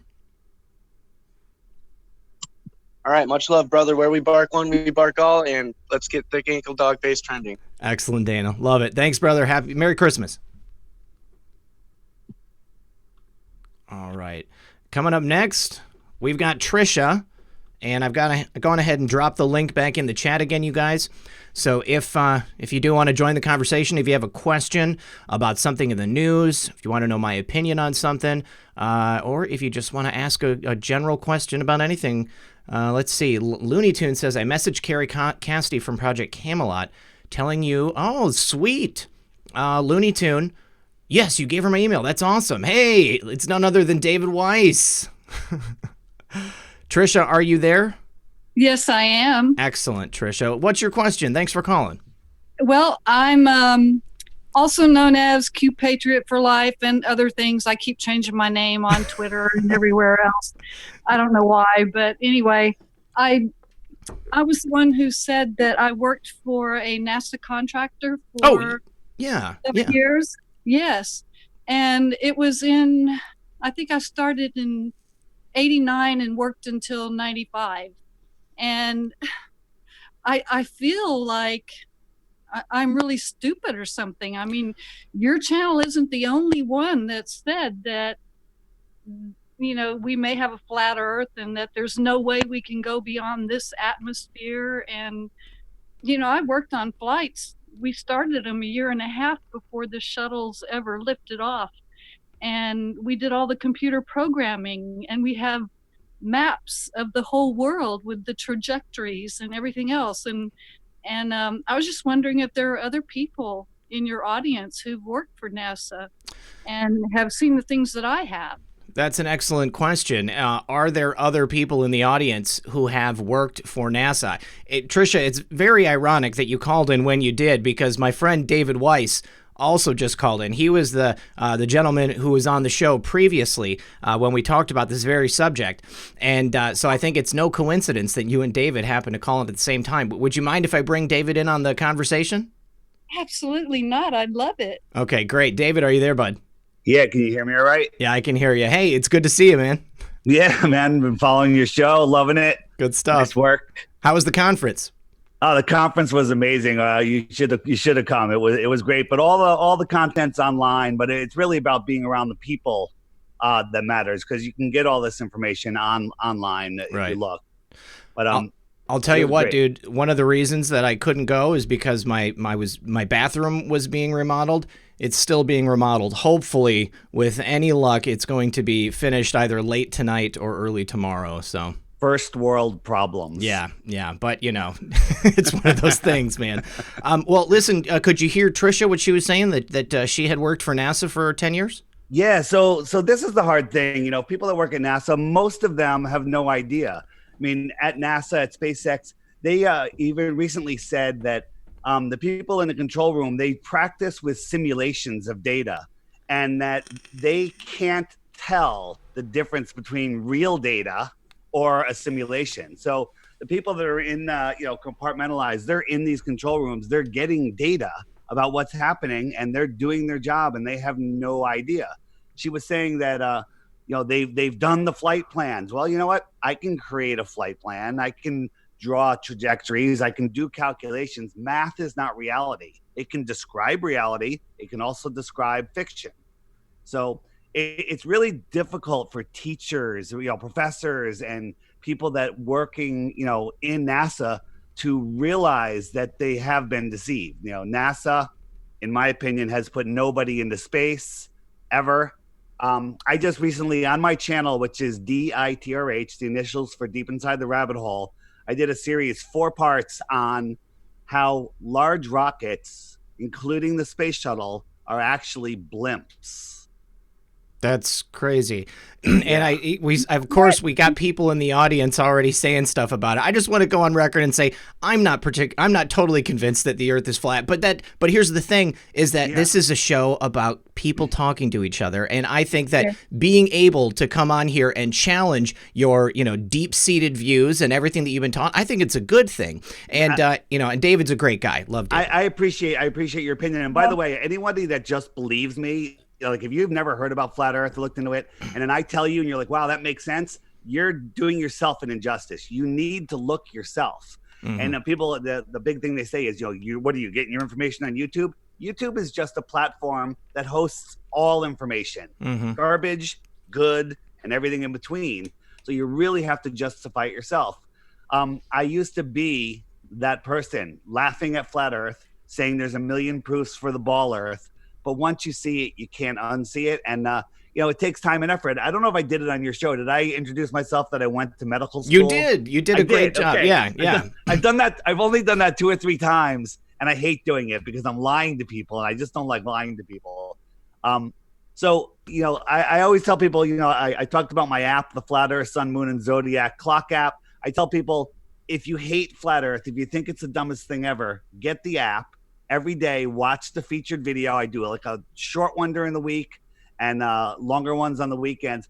2 weeks, and I guarantee you will question the globe at a minimum, right? And what happens is I get hundreds of emails of people saying, I took your challenge, but I didn't want to wait. I hit the archive button. I've been watching videos nonstop for 3 days. Oh my God, my world's blowing up. I don't know what to do. I mean, this is one of my favorite things to watch on YouTube because, I love watching space videos, So then, like, when I get onto some of your videos, or I've got the app, I'll admit that totally, So, I love being able to go through and watch all these different proofs for the different things, because, it makes me think, It's like I don't know what's going on necessarily. Social Observer says David should be able to give one example that proves the globe Earth. And Michael Kenny says, I think he means flat Earth. Michael Kenny says, yes, I get my info from YouTube. Mainstream media is for the sheep. That includes the textbooks full of skew. And Trisha, you had a comment?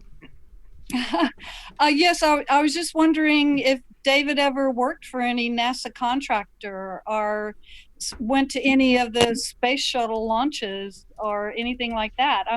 Where do those space shuttles go if they don't go off out past our atmosphere?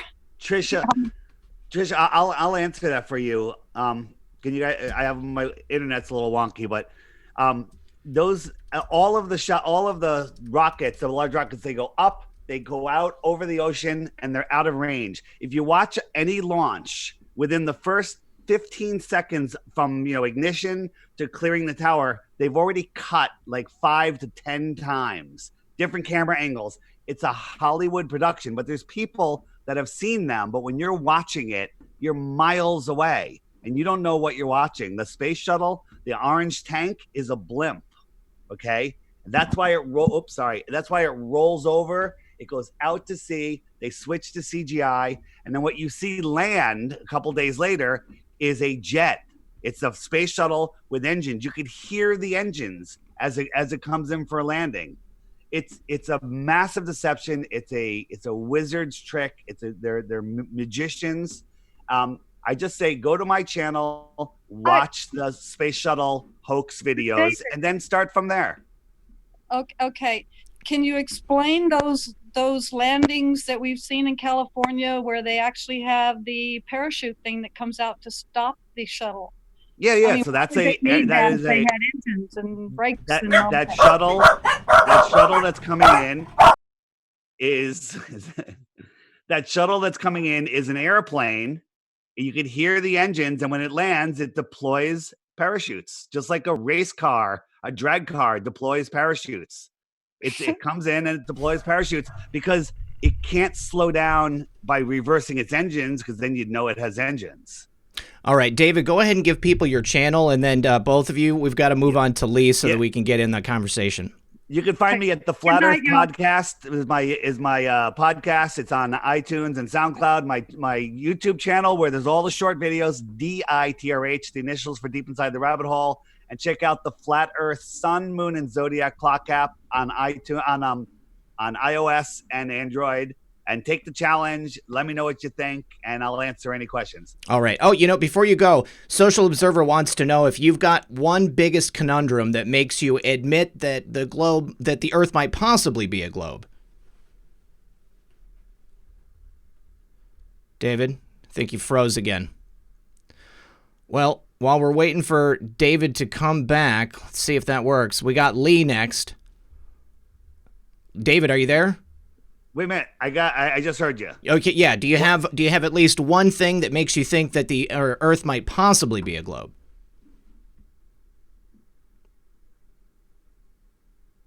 No, unfortunately, no. I've been looking. We can see too far. We can see too far. There is no curvature, and you can't have the second law of thermodynamics says you can't have high pressure next to a vacuum. And there's arguments against that, but the more you look into it, the more you see it's the truth. All right. We can see too far. Period. All right, David. Thank you for your call, buddy. We'll talk to you soon. Thanks, man. Yep. Bye-bye. See you. Bye. All right. Coming up next is Lee. Lee, are you there? Lee, are you there? All right, guys. Well, while we're waiting on Lee to get his microphone working, I went ahead and dropped the link again in the chat. That is the Zoom link. If you click that link, it should ask you to download the application on your phone. There should be no password. If you have the Zoom application downloaded on your phone, there should be no password. Now, if anybody has anything new to talk about, I'd love to talk about today's news. If anybody has any questions about what's been going on, I know that we had an excellent interview with Bill Barr last night. Lee, are you there? Can you hear me now? I can hear you now, buddy. Yeah, how you doing? I'm good, mate. How are you? I'm from the UK, so it's really late. I'm really tired. All right.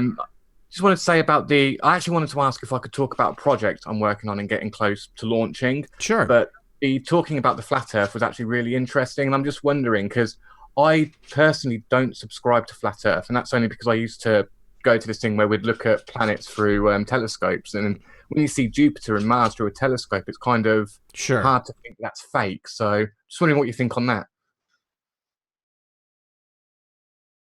Sorry, I had to let the dog in. He was scratching at the door. Oh, yeah. I mean, I personally believe that, space is out there. I mean, I've seen, I think we got some feedback there. I've been interested in space for a long time. My thing is with David and his beliefs is that I find it extremely interesting because, he's very passionate about it. And, he's got a lot of his own proofs. The thing that I've kind of come to in my own mind is that I think that at best, it's probably very possible that what we're told by mainstream science is not necessarily 100% the truth. So I've heard for a long time. Take for example the Van Allen radiation belt. I've seen numerous interviews, people from NASA, and astronauts saying that they could not go beyond the Van Allen radiation belt. Well, if they can't, then how did they get to the moon? How have they been, outside in space if the technology they had back in the 60s would not allow for them to drop a screwdriver when they were on the lunar lander?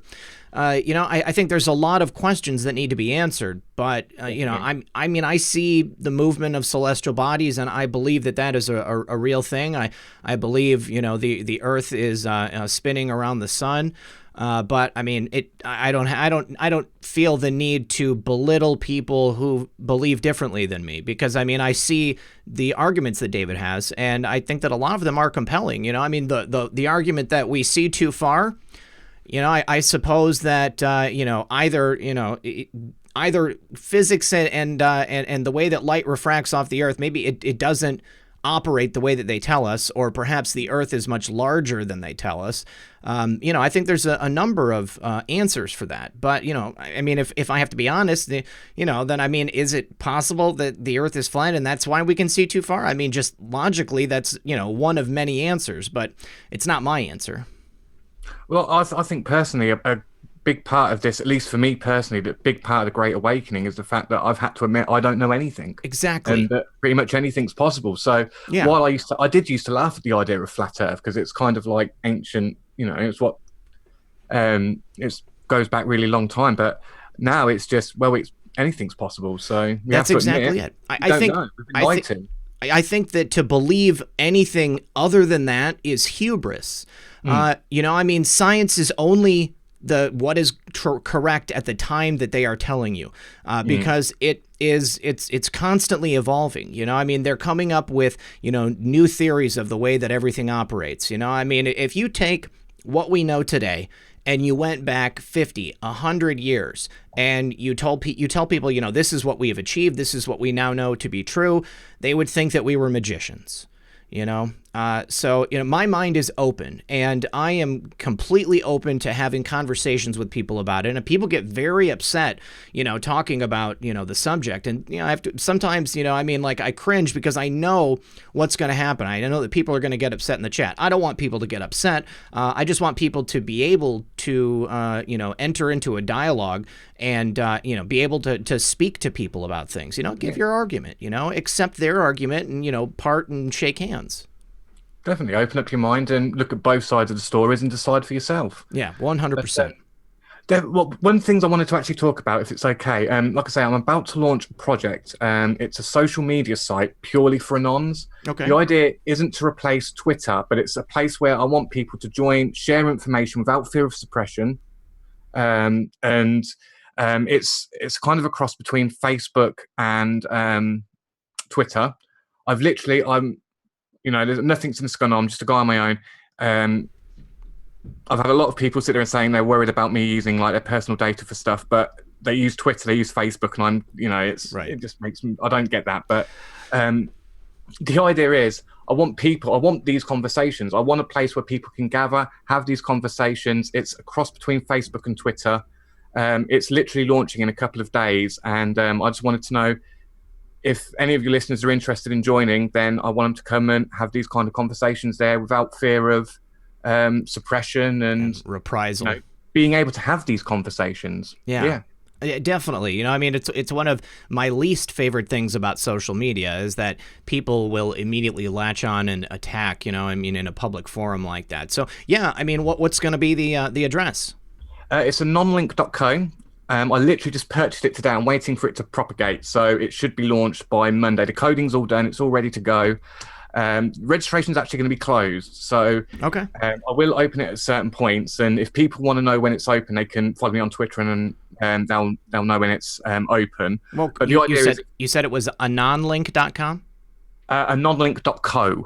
.co. Okay. .co. Okay, great. And the idea is, with closed registration, I'm hoping it's going to cut down the trolls, it's going to cut down the shields, and we can nurture a good community of good people. I want it to grow via word of mouth. Okay. So this isn't the money-making scheme. It's like I want to get people in. They recommend who they want in, who they think will be good for the community, and we will grow that way. And hopefully, we'll grow a good community of good people that just want to share information and learn, basically, and have these kind of conversations. All right. Well, I totally dig it. Make sure that you call back into the show when it's operational, and I just dropped the link into the chat box. So anonlink.co. Check it out. It's okay. I'll drop my Twitter in the chat if people want to follow me and message me if they're interested, and I'll send them a link when it's all up and running. And again, should be about 2 days away. All right. Sweet, Lee. Thanks for calling in, bud. Cheers. Yep, cheers. Bye-bye. Real quick, before we get on to W. Rain, we've got a couple of super chats from Social Observer. Let's see. He said, Hollow Earth is more believable than Flat Earth. I'm open to Hollow Earth as well.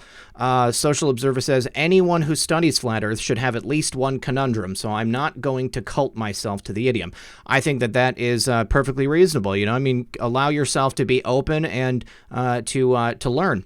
Dana Finkler says, hashtag thick ankle dog face, tweet your best HRC meme. I'll get to that as soon as the show's over. EO2 Dave says, maybe the missing civilizations of the past figured it out. Yeah.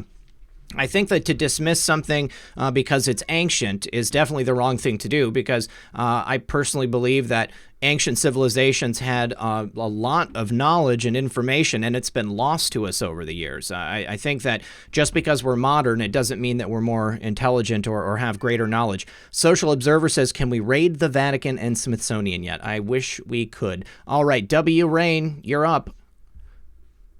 Welcome to the show, W. Rain. Welcome to the show, W. Rain. Sounds like your microphone's not working. All right, we're going to... W. Rain? Hello. Hello, can you hear me? I can hear you. Can you hear me? I can hear you. Yep, how are you? I'm doing good. How are you doing? And it's just Rain, not W. Rain. Oh, just Rain? Okay. Okay, so this is changing the subject from flat Earth. This is going to today's news. Excellent. This That's is great. Horowitz looking into Brennan and Comey, and then Barr announcing that he's going after Brennan's emails and texts and all that. And I sure hope that Durham got all those before Barr announced it, or they're going to end up with the Jeffrey Epstein lost videos. But my question is if by some chance that Nancy Pelosi sends the articles of impeachment over to the Senate, and the Senate has been playing us, and they do try to remove the president, which I don't think is going to happen, but I'm just saying, what if? Does Barr and Durham go away and that whole investigation gets shut down? That's what I'm worried about. I'm worried about what if they are not doing the right thing, because they're all tied up in this Ukraine, Russia. They've all been making money off of this. All of these people are bought and paid for. You know that. Absolutely, absolutely. Well, I suppose on the off chance that the president is removed, Barr and Durham would remain in their positions unless whoever the new president is specifically fires them and then replaces them. John Durham is appointed. Bill Barr is also appointed. So if a new president was to come in, then I guess that technically the FBI director, they would have it would be their purview to go ahead and change that out. With Durham as a state's attorney, I believe that Durham was appointed by Barr because he would be under Barr in the DOJ. So whoever the new attorney general would be would, I suppose, have the ability to go ahead and appoint someone else. But Whitehead says it will continue. Yeah, I mean, they'll still be in their positions, and just because a new president comes in, they don't necessarily lose their job. Yeah, I don't understand what's taking so long, because we the people have found more empirical evidence that these people have committed crimes. I truly think that once they get some of these people off the street, more people would step up and start saying what they know. But they're not going to say what they know with fear of these people walking the streets and possibly end up in the Clinton body count. I mean, right. It's just, Well, I completely understand, for a lot of people, it's not happening soon enough. But, as I often say, this is still an ongoing intelligence and evidence gathering operation. They've got to like surgically excise this giant tumor from the body of the United States of America. And, they want to make sure that they get every single opportunity to indict them for every reasonable crime that they've committed. So, just think of it as if they're working on a cold case that's been cold for the last, 55 years maybe. And it takes a long time to get all of that evidence and put it all together. I think many people, as we know, they've already been indicted. There's already been, over 100,000 sealed indictments. So each of those is an individual case against an individual person. And it's going to have to, happen in the time that it's meant to happen. Now, I saw that Attorney General Barr gave that interview yesterday, and he stated that with Durham's investigation, he doesn't anticipate it to be over for several months. And just, imagine the purview of U.S. Attorney John Durham's investigation. It's not just here in America. It's not just the DOJ or the FBI. I mean, it's every jurisdiction here in America. And he's also traveling to different countries and working hand in hand with the attorneys generals and, intelligence agencies of those other countries. So it's a massive, massive investigation. But let me say one more thing before I go. What concerned me the most about Bill Barr's interview with Martha McCallum is that he said he didn't even know Durham, and he's not really involved in what Durham is doing. And that bothers me, because he should know. He should be on top of that and what's going on and what Durham is doing. Because the one thing that he said was that he was confirmed by all the Democrats he's worked with. Well, think about it like this. Somebody has my voice going in the background. Okay, so think about it like this. Bill Barr needs to have the utmost appearance of impartiality. If he was to go on Martha McCallum's show and say, John Durham is, doing this or that, and, I'm really excited about it because I think these people, broke the law. They tried to take down this president. If he was to come out and be a cheerleader for President Trump openly, if he was anything other than the impartial attorney general that he's meant to be, then the other side, the people who are going to be indicted and tried in court, they would come out and they would say that, he was acting on behalf of Donald Trump and that was all that he was doing, not that he was trying to uphold the law or trying to clean up the DOJ and the FBI. I think that as much as the attorney general would know one of his many U.S. attorneys, I believe that he knows John Durham as good as he can. But remember, Bill Barr is running the entire Department of Justice.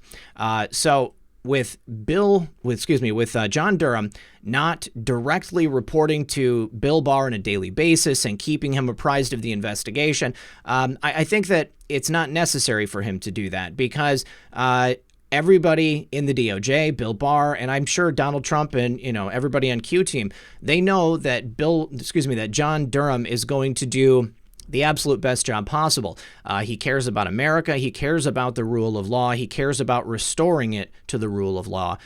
So, in that respect, we don't need to have someone who is an open cheerleader for Donald Trump because this is someone who cares about America and, the way that the laws have not been implemented and crimes have been committed. So that's what he's going after. I agree with that. But personally, only to me, it felt like I wish he wouldn't have said all of that, that he just didn't know him and he wasn't that much involved with it when he did say that it was such the biggest political scandal in history, and then to say I'm not involved and I don't know Durham. I agree with you and I hope that you're right. I hope that, Durham does love America. I hope that he will do what's right for America. And I hope that, things do turn out right. I do trust the plan. I do believe in Q. I do think POTUS is the best thing that happened to us, but we all have our wonders and suspicions. And we all just can only pray that it goes right. And I just wanted to know what everybody else thought about this and what would happen if he were impeached and removed. What would happen to that investigation? Of course. Well, thank you for your call, Ray, and I do appreciate it. Thank you. I'll call back. Y'all have a good one. Yep, you too. Bye-bye. All right, coming up next, I believe that Tina's phone was next, and then Jill, and then Carl to go, and then Stephanie. Tina's phone, are you there? Tina? What? Hello, Tina. How are you? My name. Okay. Stephanie, just one sec, Stephanie. Tina, are you there? All right, Tina, we're going to make sure that you get your phone working, and we're going to Jill next. Jill, are you there? I'm here. Hello, can you Jill. Hear me? I can hear you. Thank you for calling. What was your question? Hi. Well, I have two things I wanted to talk about. I used to follow he called them broadcasts, I think fondly, Field McConnell. Yep. Are you familiar with him and that he's been arrested? I am familiar with Field. I know that he's been arrested. Yep. And people haven't much talked about him. Well, but he was the source of a whole lot of really interesting information. If you sat through his shows, they were kind of long. Field has been around for a long time. He's kind of an institution on YouTube. I think that the reason that it hasn't been talked about is because there's not much public information. I haven't wanted to comment on it because I'm not privy to the information surrounding the case, and I know it is kind of a sensitive thing. I've seen a lot of people speculating, but in this particular instance, I didn't want to come out and speculate on it when I know how dire the circumstances are. I certainly don't want to make it any worse for him. Well, I was just sorry to see him go away like that. And I'd be happy to see him come back and grace us with his presence again. I know what you mean. The other thing I want... Oh, what? I said I know what you mean, and from what I understand, I think it's going to be a little bit. Well, that's a bummer. Yes, unfortunately. So in today's news, I read something on Zero Hedge and Natural News about the gun laws that are coming in Virginia. Yes, I have seen stuff about that recently. They are tasking the National Guard with going around to people's homes, if I'm not mistaken. Well, and threatening them with their jobs and their pensions if they don't. Wow, that's scary. And Yes, it is, but I don't think it'll stop in Virginia. And we, all of us, no matter where we live, need to be aware of this and probably share the information, contribute where we can, contact our congressman, and make our voices heard. I absolutely agree with you there. I think that this is, Virginia is the beginning of what they're going to start doing in all of the Democratic states. So I think that this is a real testament to the fact that we can't stay home on election day. I mean, we need to get out and vote in every single election, whether it's, a 4-year presidential election, if it's an off-year election, even making sure that you go and vote for absolutely everything that's local. And if you are in a state where something like this is being talked about, calling and speaking with your elected representatives goes a long way. So, making sure that you're active is extremely important. You're right. And that we matter, and it makes a difference. Well, I want to thank you and say hello to anyone else listening. And we are the news now. We are. Thank you so much. I do appreciate it, Jill. Thanks for calling. Good night, Red Pill. Yep, good night. All right, before we get on to Carl to go, I just need to give a couple of quick thank yous. Tanette Booth says, is the Earth FLAT? Why don't we have a perfect connection to the satellite that doesn't orbit? We have to aim south. I've heard a lot of weird things about satellites. Thanks for that, Tanette. And then Jeffrey Gubala says, I turned the big 5-0 on your 1-year anniversary. Hey! Jeffrey, happy birthday, buddy. Thanks. And then Philip says, wrecked. Hey, I like that. I really like that. A Social Observer says, do you have a gun? Oh, yeah. Well, yes, I have more than 2. Carl to go. You are next. Carl, are you there? Yes, sir. Can you hear me? I can hear you, sir. What's your question tonight? Actually, I was just, I wanted to comment on the new Space Force. It's absolutely official. We got our new general. Everything's rocking and rolling. Super excited about that because, that just opens the door to disclosure. Absolutely. Of, 70, 80, 90 years of, repressed information and technology. It's all going to come out. Of course, this information I've been researching for over a decade. So every year I expect, some new technology to come out, some new, somebody. And it doesn't happen. Yeah. But anyway, the flat Earth thing, guys, it's so easy to be deceived. The deep state has been doing it for every generation for the past 2,000 years. It's all deception. That's one of the reasons I'm most excited about the Space Force. I would join up with the Space Force in a heartbeat. I've always wanted to go to space, and I think that right there, it has the real possibility, to settle the argument once and for all. I'm really excited about it myself. But continue. Absolutely, right there with you. I did 16 years in the both the Marine Corps and the Navy. So thank you for your service. If I wasn't too broken, I would definitely re-enlist into the Space Force. But anyway, if you can't believe the information that you're being deceived with today with our technology, just go back to the oldest records we have. It's simple. They say that the Anunnaki, if you want to call them, came into our solar system from outside our solar system. They named all the planets from the outside in. They called us the 7th planet, not the 3rd planet. That's interesting. And no one ever talks about Tiamat, which there's 2 stories. One is there was another planet in our solar system that exploded, created the asteroid belt, which actually I think both stories are legit. And then the other one is the Earth is only 2/3 of the size of its original size because it collided with the Anunnaki homeworld, which created our asteroid belt, because there are 2 asteroid belts, one further out where Earth used to be, and then one in between, Mars and Jupiter. Anyway, I don't have that in front of me. No problem. But absolutely, I've been around the Earth. I've been to the, up. Oh, good God, where it's black. You see the blue sky below, and it's black.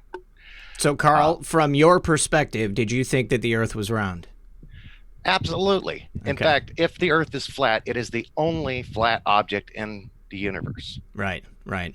It's the only one, because you look up in the telescope and you see Saturn. Saturn has rings that you can see around a round object. Mm-hmm. If not, you just have to look at God, Nikola Tesla said it.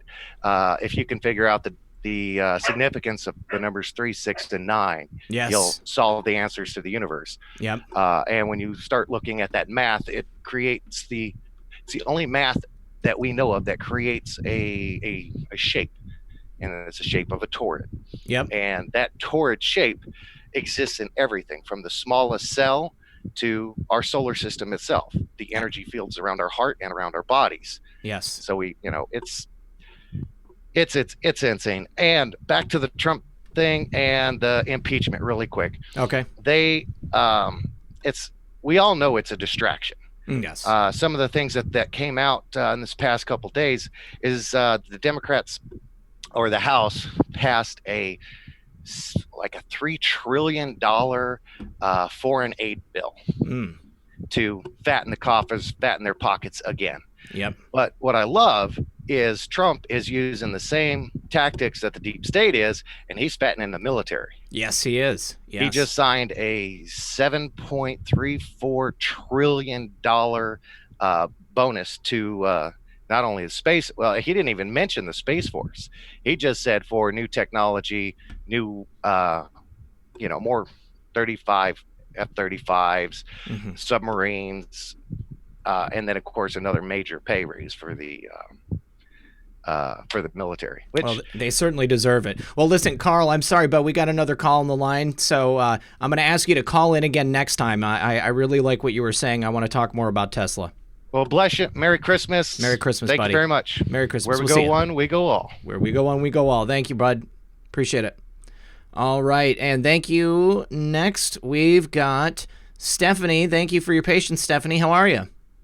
Hi, I'm good. Excellent. Thank you for calling. What was your question or comment?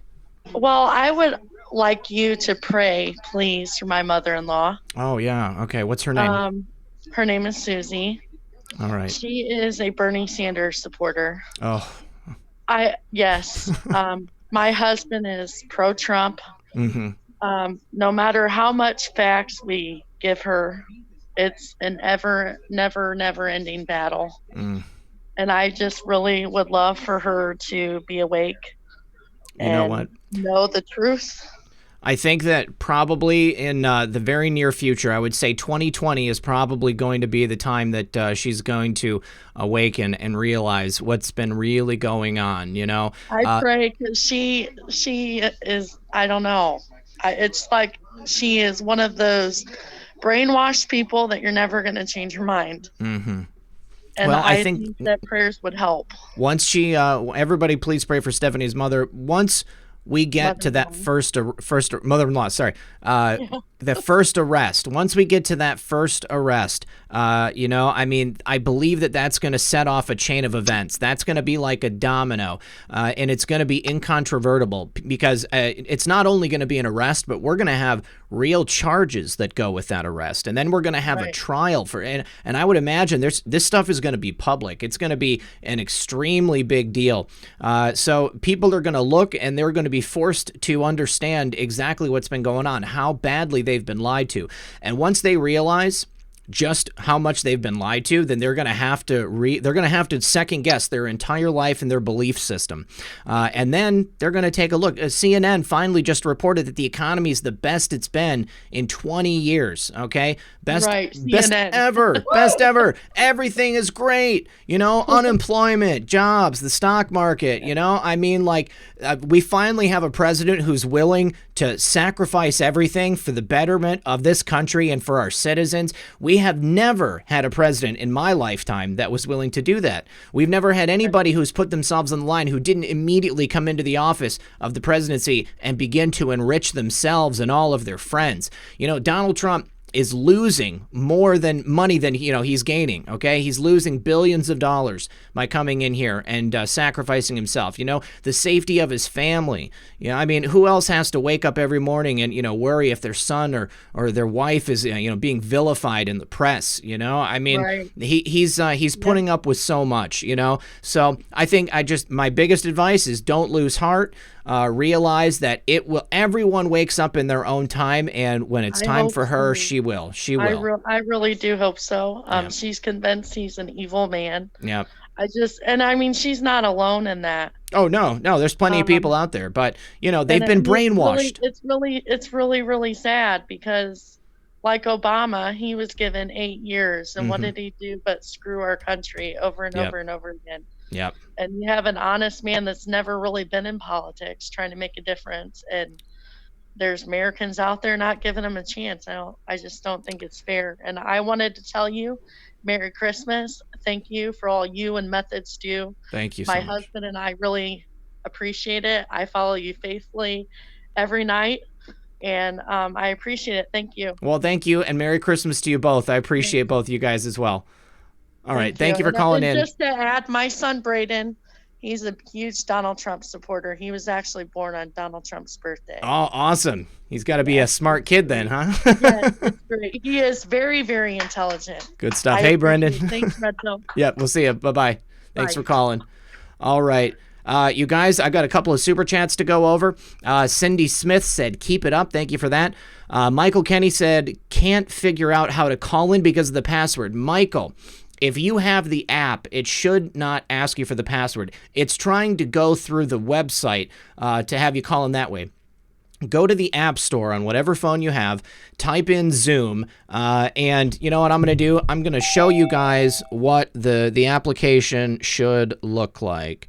Let's see. So it's like a blue icon with like a camera, like a VHS video camera, or a moving, like a little camcorder, and it's ZOOM. If you download that and then click the link, then it should bring you right into the call. No password required.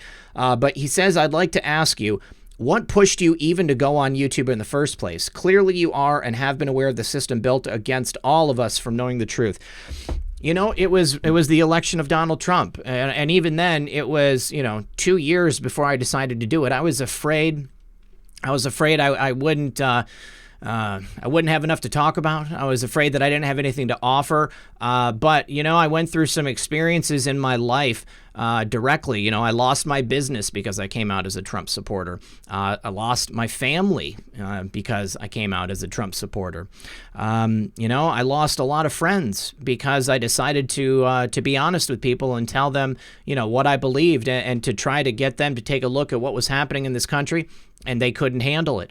So, I knew that there was a lot of people out there like me. And so I decided to go on YouTube. I made a couple of videos and people liked them. So I knew that I needed to keep doing it. And once I did, it was an incredible experience. So I want to thank everybody who's here tonight, because if it wasn't for you guys, then I would not be able to be here doing this right now.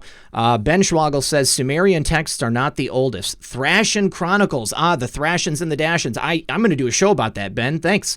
1,000 years older depicts one God, people waiting for Jesus to come. Sumerian texts are the first example to push the globe earth model, proven by Thrashin Chronicles. And Baby Yoda says, try not to smile. Thank you, Baby Yoda. Appreciate that. All right. We've got Karen on the line. Karen, you might be our last caller for the evening because it is 11:57. You are unmuted. How are you, Karen? I'm great. How are you doing? Excellent. Thank you so much for calling. What was your question or comment? Well, I don't have a question, but I did want to call in and comment regarding the flat earth. I am a flat earther. Okay. And when I first looked into flat earth, I thought it was incredibly stupid. I thought it was the most ridiculous thing I had ever heard. And when I saw somebody posting flat earth videos on in my Facebook feed, I immediately thought, well, I'm going to watch this video that this person is posting and I'm going to embarrass them and then I'm going to unfriend them. And so I proceeded to watch the video, and at the end of the video, I wasn't laughing because they have valid questions. There were valid questions there that I was like, well, I never asked those questions before. And So I proceeded to try to find the answers to those questions on my own, and I never did get a satisfactory answer for any of those questions. I never was able to find proof that the Earth was a globe. In fact, I found much more proof that the Earth was not a globe.